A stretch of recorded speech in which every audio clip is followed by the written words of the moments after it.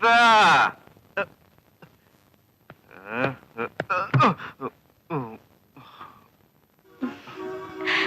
darling. How are you?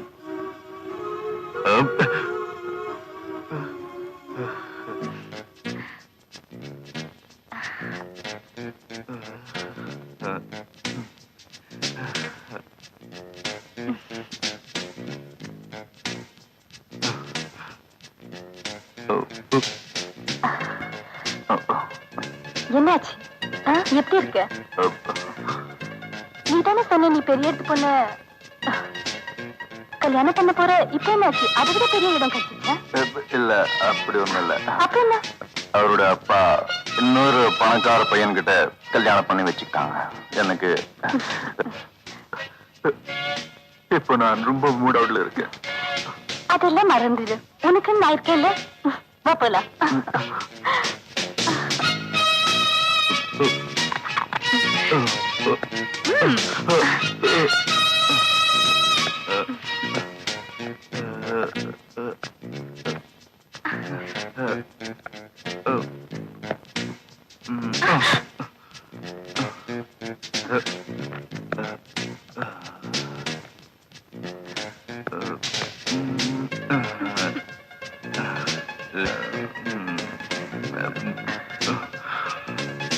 அந்த ஊருக்கு வந்தப்போ என் ஃப்ரெண்டு கேசவனை சந்திச்சேன். அவன் அவனோட வீட்டுல தங்க சொல்லி என்ன வற்புறுத்தினான். அங்க போனப்புறம் தான் எனக்கு ஒரு அதிர்ச்சி காத்திருந்தது. அது வேற ஒண்ணும் இல்ல, என் ஃப்ரெண்டு கேசவன் தான் நான் காதலிச்ச கவிதாவோட புருஷன்றதை தெரிஞ்சுக்கிட்டேன். அது எனக்கு அதிர்ச்சியா இருந்தாலும் அவளுக்கு ஒரு நல்ல லைஃப் கிடைச்சதை நினைச்சு நான் ரொம்ப சந்தோஷப்பட்டேன். ஒரு நாள் கேசவனை பாக்குறதுக்காக அவன் ஆபீஸ்க்கு போயிருந்தப்போ May I come in, sir? Yes, come in. Good morning, sir.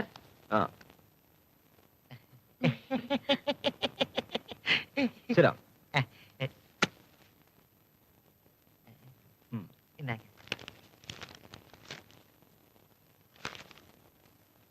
நான் எதிர்பார்த்த படிப்பும் எக்ஸ்பீரியன்ஸும் உங்களுக்கு இல்லையா? இல்ல பார்த்தா தெரியாது சார். இங்க கொஞ்சம் பாருங்க, நல்லா பாருங்க.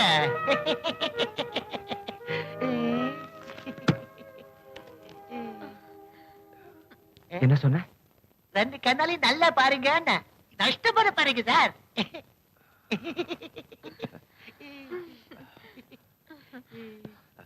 என்ன சொன்ன? நல்லா பாத்துக்கோங்கன்னு சொன்னேன். நல்லா பாருங்க. என்ன சொன்ன? பாப்பா நல்லா. என்ன சொன்ன? பாப்பாவை என்ன சொன்ன? என்ன சொன்ன? சொல்லு. என்ன சொன்ன? What did he say? என்ன சொன்ன? அவ என்ன சொன்னா? விட்டு விட்டு போ போ போ போ மாட்டேன். வா வா கிட்ட வா.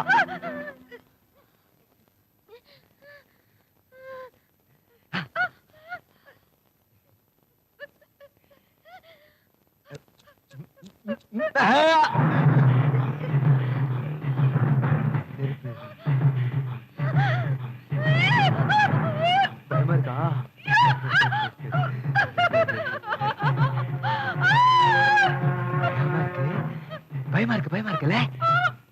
கைட்டு கழட்டடி, கழட்டுன்னு சொன்ன. கழட்டு.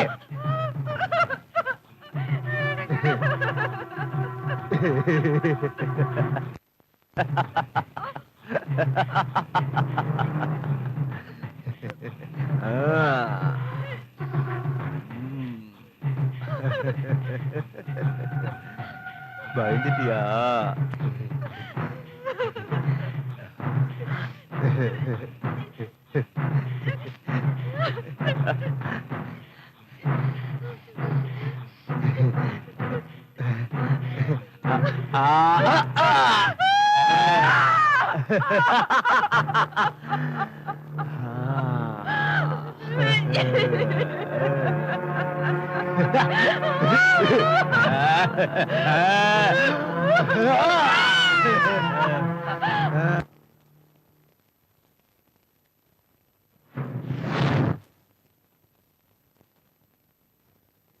கேசவனோட ஆபீஸ்ல இருந்த அந்த கண்ணாடி வழி அந்த காட்சியை பார்த்தப்போ நான் அதிர்ச்சி ஆயிட்டேன். உணர்ச்சி வசப்படாம மேற்கொண்டு சொல்லுங்க. என்ன போல ஒருத்தன் தான் கேசவன்னு நான் நினைச்சுக்கிட்டு இருந்தேன். ஆனா அவனுக்குள்ள பதிக்கிற மிருகத்தனத்தை நான் பார்த்துட்டேன். நல்ல ஒரு நண்பனா இருந்த கேசவன் ஒரு மனநோயாளின்னு என்னால புரிஞ்சுக்க முடிஞ்சது. வேலை தேடி வந்தவங்களை சிகரெட்டால சுட்டும் அடிச்சும் உதைச்சும் அவன் பார்த்து அதையெல்லாம் ரசிச்சுட்டு இருந்தான். இத பார்த்த உடனே நான் அங்கிருந்து ஓடிட்டேன். உடனே கவிதாவோட நினைவுதான் எனக்கு வந்துச்சு. வீட்டுக்கு போய் கவிதாவை பார்த்து அவகிட்ட எல்லா விஷயத்தையும் சொல்லிட்டேன்.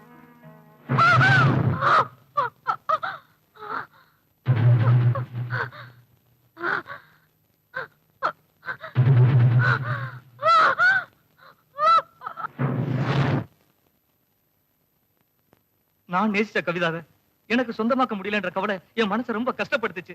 இருந்தாலும் அவ சந்தோஷமா இருக்கான்னு நினைச்சு என் மனசை நானே கஷ்டப்பட்டு தேத்திக்கிட்டேன். ஆனா அவ அன்னைக்கு சொன்னதை கேட்டப்போ நான் ரொம்ப டென்ஷன் ஆயிட்டேன். இவ்வளவு டென்ஷன் ஆகுற அளவுக்கு அவங்க உங்ககிட்ட என்ன சொன்னாங்க சொல்லுங்க. ஆரம்பத்துல அவ சந்தோஷமா தான் இருந்தா. இந்த ஊருக்கு அவ வந்ததுக்கு அப்புறம்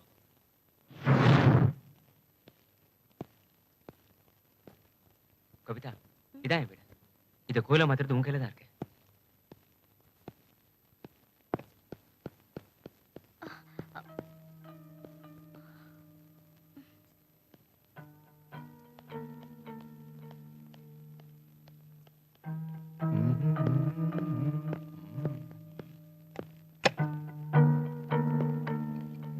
கவிதா, எனக்கு ரொம்ப தாராள குணம். எல்லாரும் ரசிக்கிறதை விட அதிகமா ரசிக்கணுன்றதுக்காக தான் நான் கல்யாணம் பண்ணிக்கிட்டேன். கல்யாணத்துக்கு முன்னாடி எனக்கு இருந்த ஒரே சந்தோஷம் இதுதான். நீங்க குடிப்பீங்களா? இதுல இருக்க சந்தோஷம் உங்களுக்கு தெரியாது. என்ன சந்தோஷம்? ம்.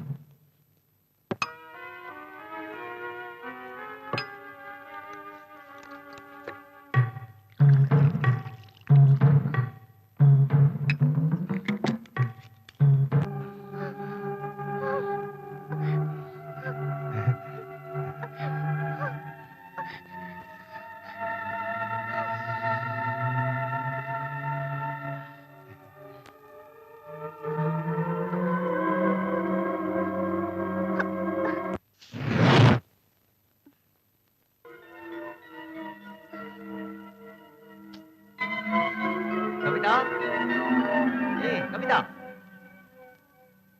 கவிதா.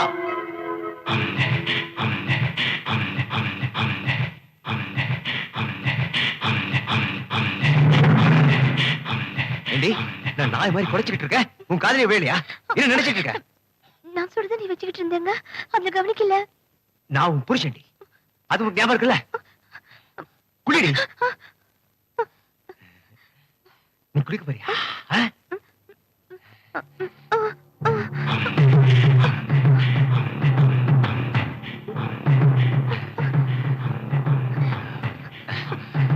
இந்த சோப்பு போட்டு குளிக்க போறியா? குளிக்க போறியாடி? குளி. நல்ல நல்ல வாசனையா இருக்கும் இல்ல? சொல்லு, சொல்லு. வாசனையா இருக்கும்ல? சொல்லு. மனநோயாளியா? இந்த விஷயம் கேசவனோட பேரண்ட்ஸுக்கு தெரியுமா? கேசவன் ஹாஸ்டல்ல தான் படிச்சான். அங்கிருந்தா இந்த குணம் ஆரம்பிச்சிருக்கும்னு நான் நினைக்கிறேன். கேசவனோட அப்பாவுக்கு இதை பத்தி ஒண்ணும் தெரியாது. ஆனா அவங்க அம்மாவுக்கு ஆரம்பத்துல இதை பத்தி எல்லாம் நல்லா தெரியும். இந்த ஊருக்கு வந்ததுக்கு அப்புறம் கேசவனோட அம்மா கவிதா கிட்ட இதை பத்தி எல்லாம் சொல்லியிருக்காங்க.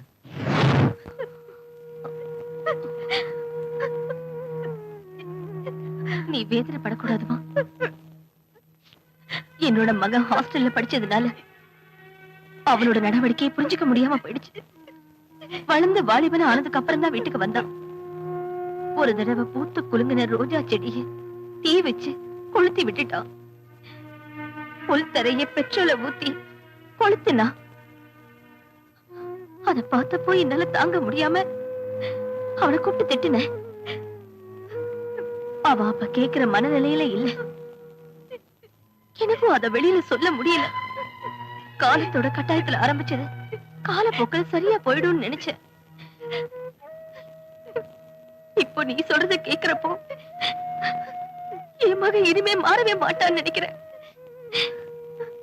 ஜட்ஜி சுவாமிநாதனோட மகன் ஒரு சாடிஸ்ட் வெளியில தெரிஞ்சா இந்த குடும்பத்தோட அந்தஸ்து போகும். ஒரு நல்ல சைக்கியாட்ரிஸ்ட் கிட்ட கொண்டு போய் காட்டி நாம நல்ல ட்ரீட்மெண்ட் கொடுத்துடலாமா? அம்மாடி, அது வரைக்கும் இந்த விஷயம் வெளியில யாருக்கும் தெரியாம பாத்துக்கணுமா? இந்த குடும்பத்தோட மானம், மரியாதை, அந்தஸ்து, சமாதானம் எல்லாம் இப்ப உன் கையில தான் இருக்கு.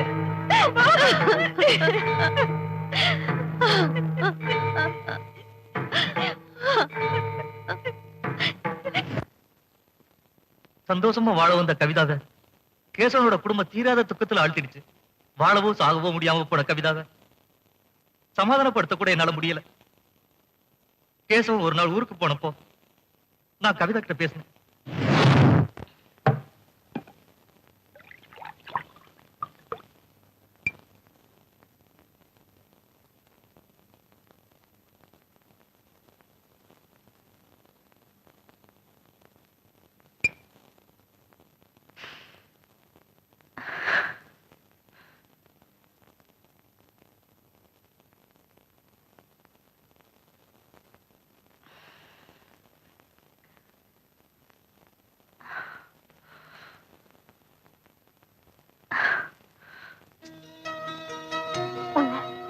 என்னால மறக்க முடியல.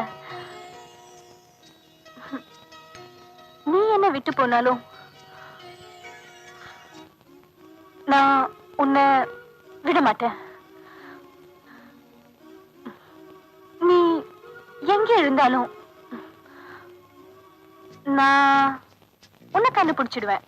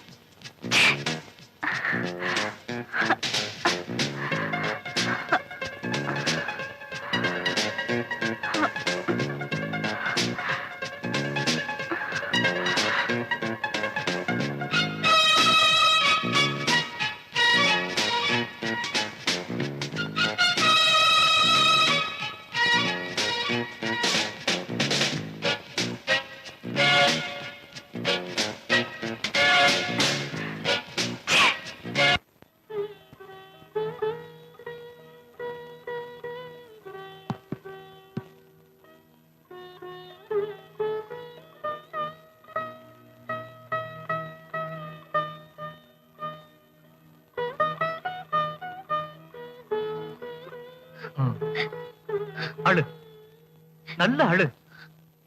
எதுக்கு எனக்கு இப்படி ஒரு வாழ்க்கையை கொடுத்தேன்னு கடவுள்கிட்ட கேட்டு அழு. கவிதா, ஒரு நல்ல அப்பாவுக்கு நல்ல மகளா தானே நீ பிறந்த. உன் அப்பா உன என்ன போலதான் வளர்த்தாரு.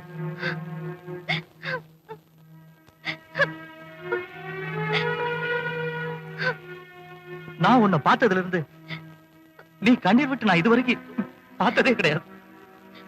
வாசு, நான் சொல்ல வரது. நீ என்ன சொல்ல போற? உங்க அப்பாவோட ஒரே ஒரு வார்த்தைக்காகத்தான் இந்த கல்யாணத்துக்கு சம்மதிச்சேன்னு சொல்ல வரியா? இல்ல இந்த குடும்பத்தோட கௌரவத்தை காப்பாத்துறதுக்காகத்தான் ஒவ்வொரு நாளும் செத்து பழைக்கன்னு சொல்ல வரியா? போதும் வாசு, போதும். மத்தவங்களுக்கு முன்னாடி உண்மையை பேசி கேசவன்ட்ட இருந்து சீக்கிரம் விலக பாரு. பேசாம அவங்க கூட வாழறதுக்கு எங்கேயாவது ஆத்திலே குளத்திலே விழுந்து சாகலாம். சபாஷ்.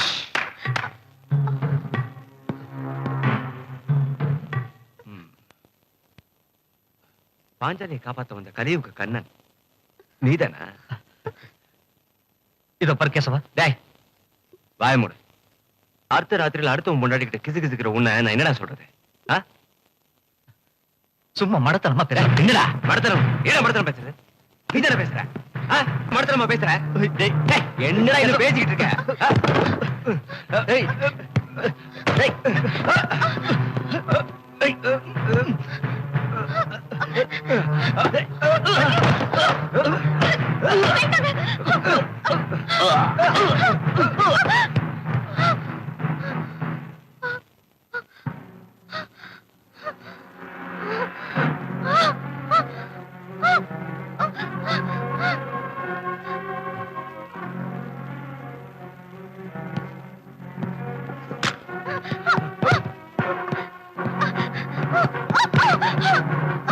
ஓடுற